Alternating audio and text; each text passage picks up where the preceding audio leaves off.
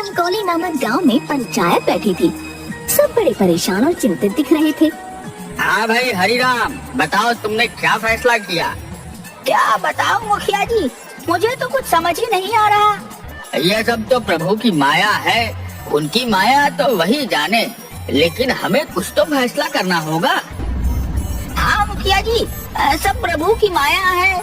जब मेरे घर 2 बेटे हुए तो पूरे गांव में चर्चा थी कि हरिराम से सुखी तो कोई नहीं है। कौन जानता था कि आगे जाकर हरिराम गांव का सबसे दुखी इंसान हो जाएगा। पिताजी, आपने मेरा नाम दुखी राम और मेरे भाई का नाम सुखी राम। अगर मेरा नाम सुखी राम होता तो मैं भी उसकी तरह सुखी होता, लेकिन आपको तो मुझसे प्यार ही नहीं है। भाई, लेकिन पिताजी तो हमेशा से मुझसे ज्यादा तुमसे प्रेम करते हैं। दुखी राम किसी की बात सुनने को तैयार नहीं था। उसे तो बस अपने और अपने भाई के नाम की अदला बदली करनी थी। मुझे कुछ नहीं पता, आज मुझे इंसाफ चाहिए। सरपंच जी, क्या आप न्याय दिला पाएंगे? हाँ दुखीराम, तुम परेशान मत हो, तुम्हें पूरा न्याय मिलेगा। पहले तुम बैठ जाओ। दुखी राम जैसे ही खाट पर बैठा, खाट का एक पैर टूट गया और वो गिर गया। हाय, मर गया। आप सबने देखा, पिताजी ने सुखी राम को अच्छी चारपाई पर और मुझे इस टूटी चारपाई पर बैठा दिया। इस दुखी राम का कुछ नहीं हो सकता, ये हमेशा रोता ही रहेगा।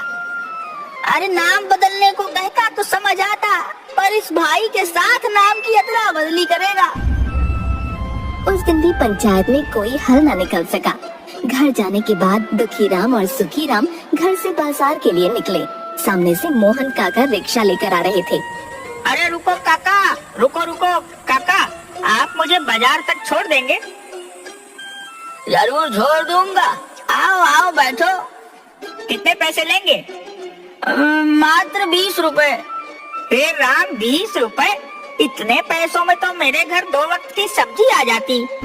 कुछ कम कर लो काका, आखिरकार एक ही गांव के हैं हम दोनों। अरे एक ही गांव के हैं तो मैं अपने परिवार का पेट ना पालूं? क्या अजीब आदमी है।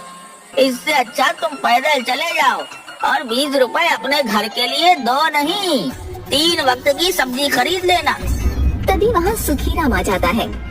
अरे काका, जरा रुकिए, क्या मुझे बाजार छोड़ देंगे? हाँ छोड़ दूंगा, लेकिन पहले ये सुन लो कि बाजार के 20 रुपए होते हैं। अगर तुम्हें भी 20 रुपए में अपने घर के लिए सब्जी मिलती है तो पैदल चले जाओ। आप तो नाराज हो गए। आप मुझे बाजार छोड़ दीजिए, मैं 20 रुपए दूंगा। बेटा, मैं जानता हूँ मेरा नाम दुखी राम है, इसीलिए आपने मुझे रिक्शे पर नहीं बैठाया और सुखी राम को बिठा लिया। तुम अपने साथ पूरे गांव को दुखी करते हो। मैं सुखी राम को फ्री में नहीं बिठाया हूँ, वह मुझे किराए के 20 रुपए देने को तैयार है।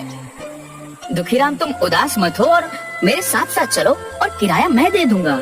मुझे तुम्हारा एहसान की जरूरत नहीं है। ऊपर वाले ने मुझे 2 पैर दिए हैं और मैं उनसे चलकर बाजार जा सकता हूँ।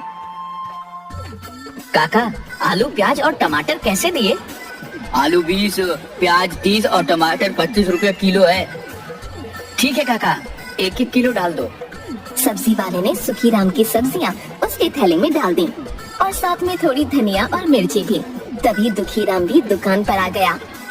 आलू, प्याज और टमाटर कैसे दिए? आलू 20, प्याज 30 रुपए किलो है और टमाटर 25 रुपए किलो है। बताओ कितना तोल दूं? तुम जानबूझकर मुझे महंगी सब्जी दे रहे हो। अपने भाई से पूछ लो, इसी भाव में सभी सब्जियां दी हैं। दुखीराम, उन्होंने इसी भाव में मुझे भी सब्जियां दी हैं। तुम्हें बीच में बोलने की जरूरत नहीं है। सब्जी वाले, मुझे 1 पाव आलू दो। सब्जी वाले ने पाव किलो आलू दुखी राम के थैले में डाल दिए। 5 रुपए हो गए आलू के। तुमने मुझे धनिया और मिर्ची नहीं दी। 5 रुपए की सब्जी लेकर 10 रुपए की धनिया और मिर्ची चाहिए तुम्हें? तुमने इस सुखी राम को तो दी। सुखीराम ने 1-1 किलो सब कुछ लिया, इसीलिए। अगर तुम्हें भी चाहिए तो तुम भी ले लो 1-1 किलो सब कुछ। मैं जानता हूँ मेरा नाम दुखी राम है, इसीलिए नहीं दी। मुझे क्या करना तुम्हारा नाम कोई भी राम हो, मुझे तो अपनी सब्जियां बेचनी है। जो ग्राहक ज्यादा सब्जी लेता है उससे धनिया और मिर्ची फ्री में देता हूँ। मुझे नहीं चाहिए तुम्हारी सड़ी हुई सब्जी। तेरा तो रोज का ही यही काम है, सब्जी का भाव पूछता है और कुछ नहीं लेता है। तेरी तो शक्ल देखकर पूरा दिन खराब हो जाता है। दुखीराम रोता हुआ वहाँ से चला गया। सुखीराम ने अपनी सब्जियाँ ली और घर वापस आ गया। पिताजी, बहुत हो गया। मैं दुखीराम की बातों से परेशान हो चुका हूँ।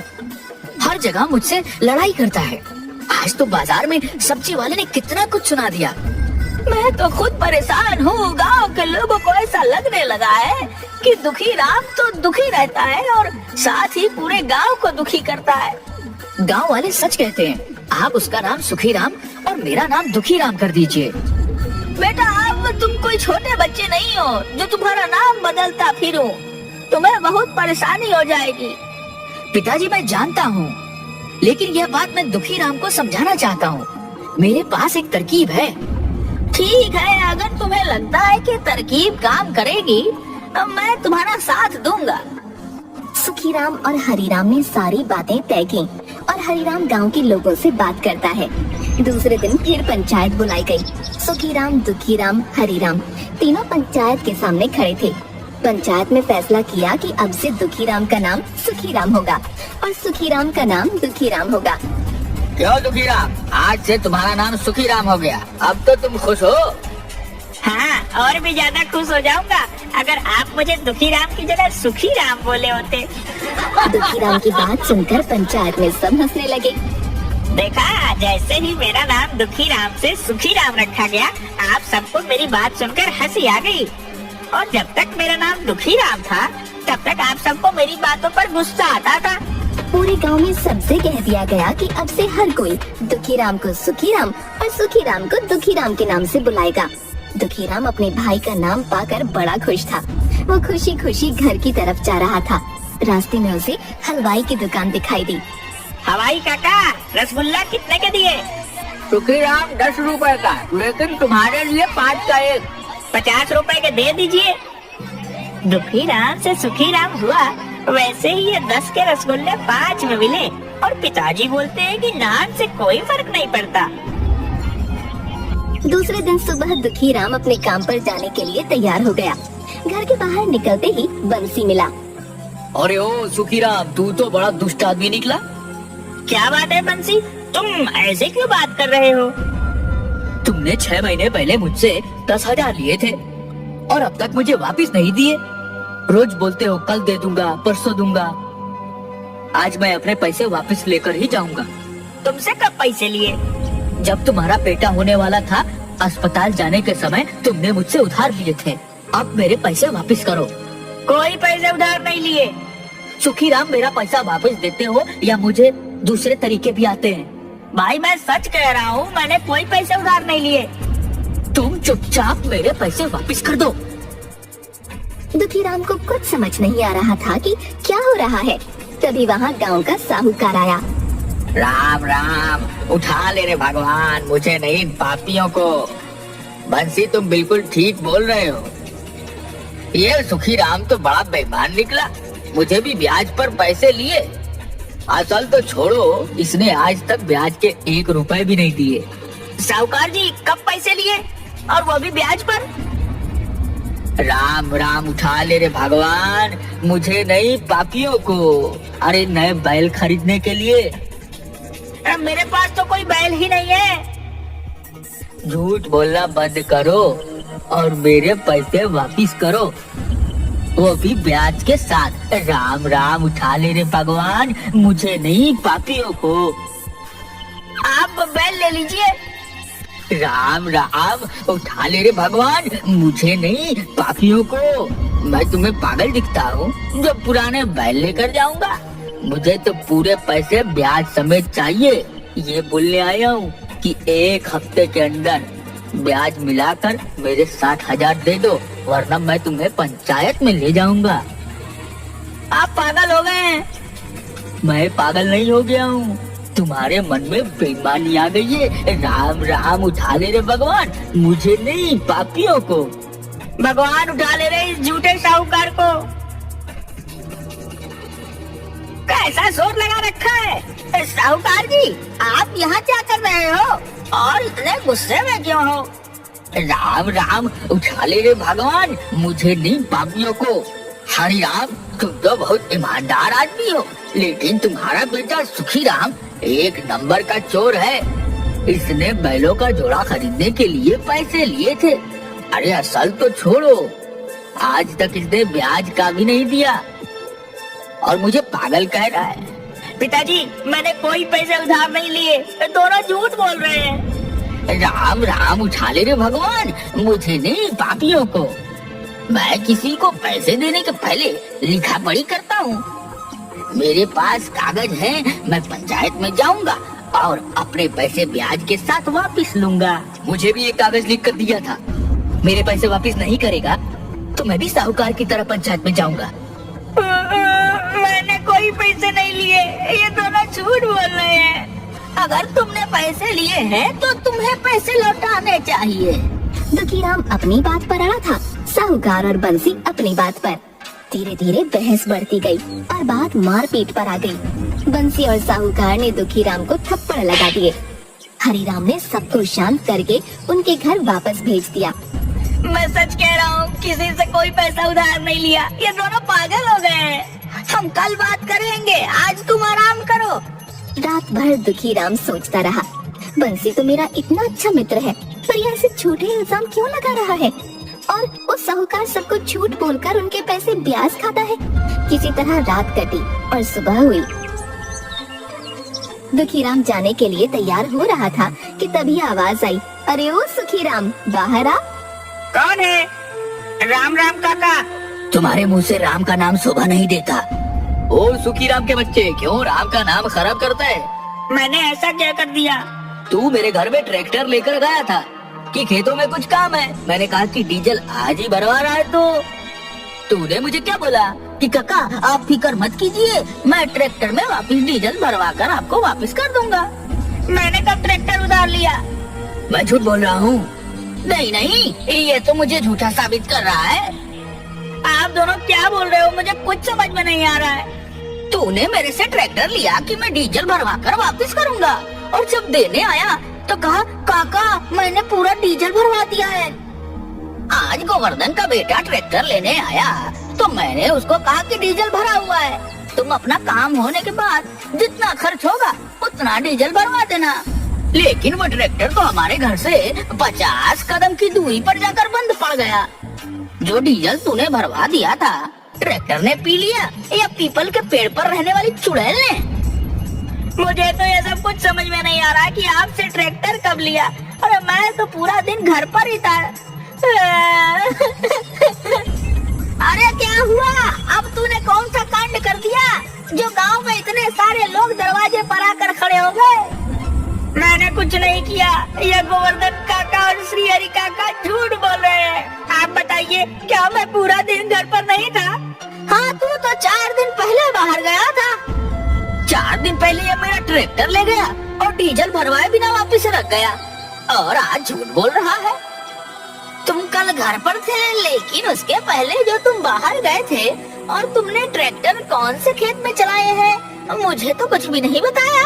अरे मैंने कोई ट्रैक्टर नहीं लिया। फिर क्या था? झगड़ा बढ़ा और दुखीराम की फिर से पिटाई हो गई। तुम ये क्या कह रहे हो? जिसे देखो वो हमारे दरवाजे पर आता है और 4 बातें बोलता है और तुम्हें पीट कर चला जाता है।